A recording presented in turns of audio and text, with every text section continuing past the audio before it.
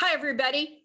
Today, Contra Costa Taxpayers Association is getting a great presentation on the recycled water projects, past, present, and future, with Dublin San Ramon Services District. For that purpose, today our speaker is the Assistant General Manager of Dublin San Ramon Services, Ms. Jan Lee. Jan, please give us your presentation. Nice to have you here. Thank you, Susan, and thanks for inviting me to provide this presentation. So this afternoon, I'm going to be talking about DSRSD's Recycled Water Program, the past, present, and where we may be headed in the future. And I'm hoping that all of you today get a good understanding of how community perceptions and how we value recycled water has changed over the last 2 decades. 20 years ago, we were looking at ways to get rid of our wastewater, and today we're finding ways, new and innovative ways to use this valuable resource. So today I'll be providing just a brief overview of the district for those who may not be familiar with our services, talking about our recycled water supply program, some of the current challenges, what the future may hold for recycled water, and then next steps. So who is Dublin San Ramon Services District? We were founded in 1953. We are an independent district, which means we have a separate board of directors that is elected to serve and be accountable to our customers. We run our business as an enterprise, which means that we recover the cost of our services through rates and fees. We don't receive any revenues through property or sales taxes. We're a community services district, which means that we provide utility services, and at one point we actually provided fire protection, garbage collection, parks and recreation, and transportation, and a whole host of other services that were later absorbed by the cities. And then we're a special district, which means that we specialize in what we do.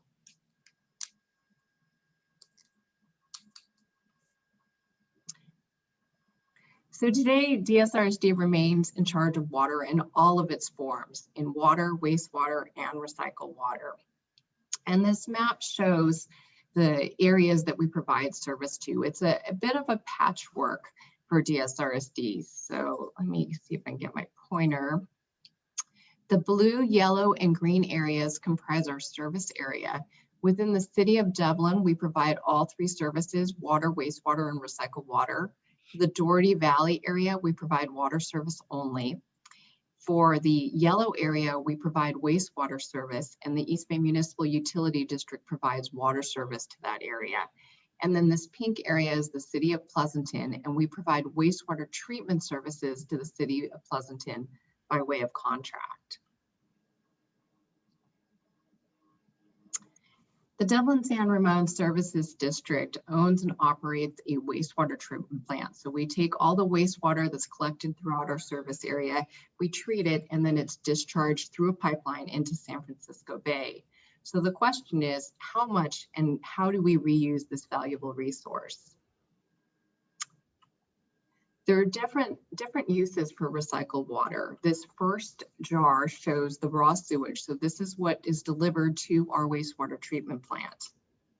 It then goes through primary and secondary treatment. And primary is where we remove particulate matter and contaminants. And the secondary process, we remove contaminants. And then that cleaned up wastewater effluent is discharged to San Francisco Bay. But then a third process called tertiary treatment, we can run it through additional filtration and disinfect it to remove any viruses. And then that recycled water can be delivered to our customers for irrigation. In 1995, we formed a partnership with the East Bay Municipal Utility District, and it's a joint powers authority that we call DERWA.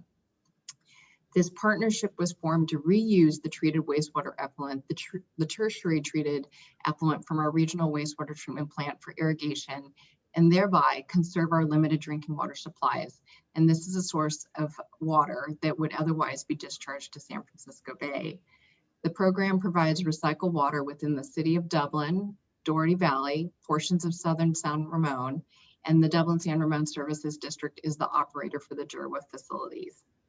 East Bay Mud provided financial support for this partnership, and DSRSD provided the wastewater effluent and the land for the recycled water plant, and our deliveries began in 2006. In 2014, agreements were executed and the City of Pleasanton became the third agency to begin receiving recycled water from the San Ramon Valley Recycled Water Program. And this is a map showing the recycled water service areas, the areas that we provide recycled water service to. So as I mentioned, the City of Pleasanton, the City of Dublin, the Doherty Valley area, and then also a portion of the southern portion of San Ramon that's provided service by East Bay Mud. For DSRSD, our recycled water customers include parks and schools. We also provide recycled water to streetscaping, median, commercial green belts, golf courses.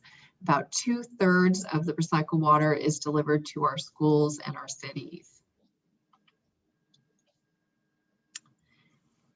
This program has been very successful since we implemented the program in 2006. Our deliveries have more than tripled. In 2020, we delivered 5,000 acre feet, and an acre foot is basically, if you look at a football field and you put 1 acre foot or 1 foot high on it is an acre foot, and it roughly provides water to about 3 to 4 homes. So 5,000 acre feet is roughly enough water to serve 20,000 homes.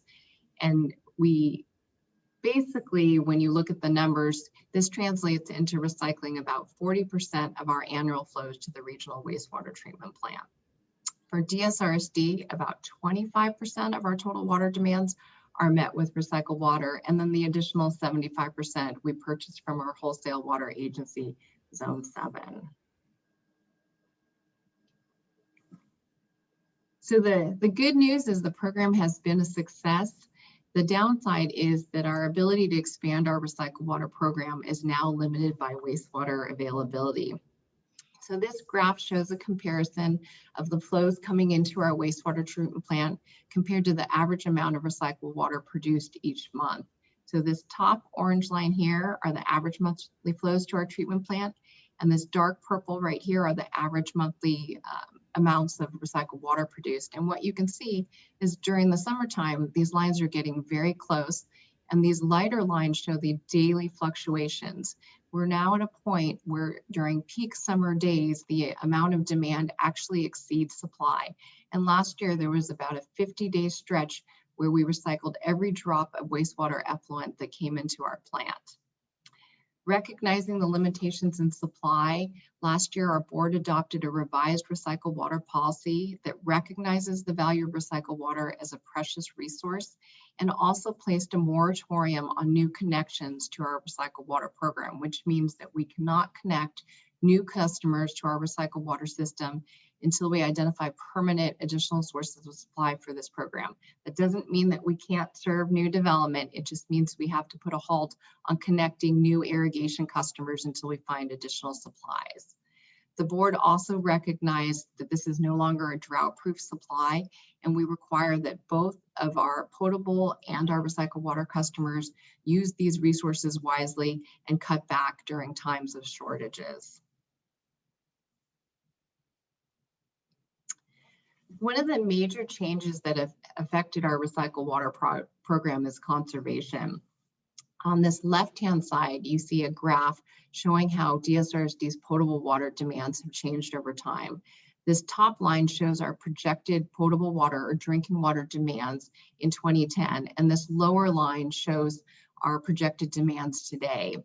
And what you'll see is that our 2020 demands are basically what they were in 2005. So our demands haven't changed over the last 15 years, but at that same time, the number of residential customers in our service area has almost doubled from 12,000 to 24,000 new connections. What this translates into is lower wastewater flows because our customers are becoming much more efficient with their indoor water use. So on the right-hand side, you see the projected wastewater flows in 2010, and you see actual flows today. So the flows that we're anticipating today are roughly half of what we predicted 20 years ago, and this has affected the supply to our recycled water program. So where are we headed? The DSRSD board has adopted a strategic plan goal of managing our recycled water and potable water supplies in a much more integrated fashion. This graph here shows DSRSD's future demand for both recycled and potable water. These blue bars right here, these dark blue lines, show our projected demand for drinking or potable water. These dark purple bars show our demand for recycled water. And these light lavender color bars show the additional recycled water demand that could be met by recycled water if we had that supply available. If we do not have that supply available, that demand would need to be met by our potable or drinking water systems. So when we look into the future and we look at DSRSD's projected future increase in demand, if we had the supply available, about 30% of that demand could be met by our recycled water program. So DSRSD has been actively looking in partnership with East Bay Mud and our Derwood partners to increase the amount of recycled water for our program.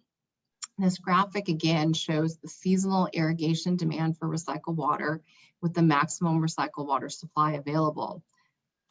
If we could secure a supply to meet these peak supplemental demands, it would enable us to use more wastewater effluent and produce more recycled water in the shoulder months. And the benefits of that would be, as I showed on the previous graph, we could offset the need for additional potable water to meet demands by using more recycled water and wastewater effluent that would otherwise be discharged to San Francisco Bay. Some of the potential supplemental recycled water sources would include seasonal storage, so storing some of the recycled water produced in those shoulder months, January, February, March, using them in the summertime, groundwater or supplemental wastewater from a neighboring agency. For seasonal storage, we were looking at the potential to use what's called the chain of lakes, which are those quarry pits as you drive out toward Livermore that are currently being mined. In the future, once the mining is complete, those pits would be turned over to Zone 7 Water Agency for water management. Unfortunately, the chain of lakes, or the lakes that could be suitable for storage of tertiary treated recycled water, aren't due to be available until 2060. And then, as I mentioned, potentially looking at groundwater. Zone 7 Water Agency actively manages the groundwater basin in the Livermore-Amador area. This blue area shown right here is the source of drinking water. It's our main groundwater basin, but there are other areas of the groundwater basin called the fringe basin where the water quality and the production might not quite be good enough for drinking water, but might be suitable to augment our recycled water program. And then we're also in discussions with neighboring agencies to see if we could secure additional wastewater from those agencies, such as the City of Livermore or Central Contra Costa Sanitary District. In 2019, Derwood did execute an agreement with Central San to divert a portion of Central San sewer flows into DSRSD's collection system that could then be treated and used to augment our recycled water program. That project was completed last year and will be online to serve our customers this summer. We have not been able to secure a permanent agreement with Central San at this time because Central San is also looking to use this valuable resource for their own additional projects in the future. So then finally, I wanted to switch gears and talk about DSRSD's participation in regional potable reuse studies. The next wave of the future could include looking at potable reuse, where we use advanced treatment technologies to purify our recycled water to a level where it would be acceptable as a drinking water supply. In 2018, the district partnered with other agencies in the Tri-Valley to complete a study looking at the potential to develop a regional potable reuse project. The study found that potable reuse is feasible and could provide 7 to 15% of our water supply if we decided to do this project. And what I mean by Tri-Valley is this area shown in the gray here, this gray area, the cities of Livermore, Dublin, Pleasanton, and portion of San Ramon. Potable reuse includes multiple barriers for reliable purification to ensure protection of public health. So there's additional treatment processes. We talked about the tertiary treatment process, and these would be additional treatment processes that would be added on to treat this recycled water to a higher level. The potential supply sources could come from the city of Livermore, and potentially DSRSD in those shoulder months that we talked about, because during the summertime, our flows are currently maximized for non-potable or irrigation uses. And the study looked at the two sources, Livermore and DSRSD's treatment plant, some options shown in these purple star areas of where these advanced purification recycled water facilities could be sited, and then also these end uses. So the supply could be used to augment the groundwater basin, or could be stored in the chain of lakes, or could be delivered as a source upstream of Zone 7's water treatment plants. The study findings were that potable reuse for the Tri-Valley is technically feasible. All of the alternatives in the study increase water supply reliability to some degree. All of the alternatives improve drinking water quality, and some even improve the overall quality of our groundwater basin. There are locations to site the treatment facilities. Oops. And that additional work is needed to be done to determine how potable reuse could be integrated with other Tri-Valley water supplies. Zone 7, the district's wholesale water agency, is currently looking at a wide array of storage, conveyance, and supply projects to bolster our water resiliency here. And potable reuse is just one of the options being evaluated. A second phase is currently underway that includes a number of additional technical studies to look at the feasibility of potable reuse, and also community outreach efforts to educate our businesses and residents on the water supply challenges that we're facing and some of our potential solutions. So in summary, DSRSD is working in partnership with other agencies to look at opportunities to expand recycled water to serve irrigation customers. And in parallel, we continue to work with our partners to evaluate potable reuse as just one potential option for increasing overall water supply reliability for the Tri-Valley. And that concludes my presentation. Thank you, Susan. Thank you, Jan. I really appreciate your putting your contact information on this last slide so that people can call in if they have any additional questions. I think the potable reuse project is something that's really exciting and very intriguing as we move forward. Unfortunately, I think we're looking at another drought period.